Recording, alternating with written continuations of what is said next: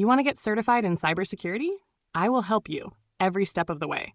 Welcome back to Secure Tech Academy's Linux series. In this video, we're going to cover some essential commands for monitoring your Linux system's performance and resource usage. Just like keeping an eye on the dashboard of a car, these commands provide you with real-time insights into how your system is behaving, helping you identify potential bottlenecks or issues.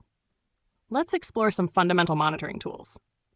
The top command provides a dynamic, real-time view of running processes.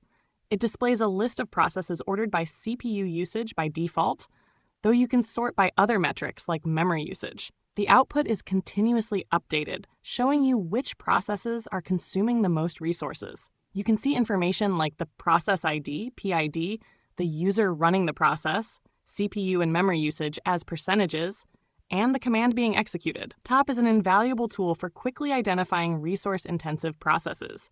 You can often interact with Top using single-key commands, like pressing Q to quit.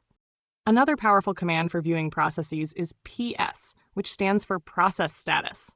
Unlike Top, PS provides a static snapshot of the currently running processes. It has many options to filter and format the output.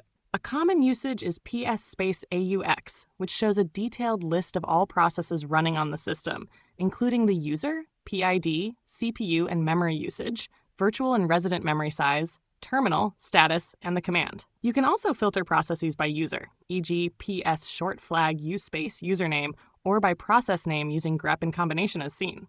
To check disk space usage, you can use the df command, which stands for disk free. This command displays information about the file system disk space usage, including the total size, used space, available space, and the mount point of each file system. The short flag H option for human readable is often used to display sizes in a more easily understandable format, like MB and GB. For example, df space short flag H will show the disk space usage in a convenient way. If you need to know the disk space usage of specific directories, the du command, short for disk usage, is your tool. By default, du shows the disk space used by the current directory and its subdirectories. You can specify a particular directory, e.g. du space, and then the directory. Similar to df, the short flag H option provides human-readable output. For example, adding short flag sh to this command shows the total size of the /home/user directory in a summarized format.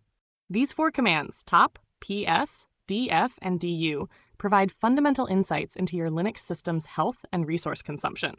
Top gives you a real-time view of processes, PS provides static process information, df shows disk space usage by file system, and du shows disk usage by directories. Regularly using these tools can help you diagnose performance issues, monitor resource utilization, and ensure your system is running efficiently. Understanding these basic system monitoring commands is a crucial skill for any Linux user or administrator. They empower you to keep track of your system's performance and troubleshoot potential problems. In our next video, we'll move on to essential networking commands in Linux, exploring how to check your network configuration, test connectivity, and trace network paths. And that finishes up this lesson. Next, we will explore essential networking commands in Linux. For more valuable content, come visit our website, securetechacademy.com. Sign up for our newsletter and explore our premium courses on Udemy, designed with you in mind, using the latest technology to be more engaging at a lower price. If you found this video helpful, be sure to like, subscribe, and leave a comment if you have any questions. Thanks for watching, and I will see you in the next one.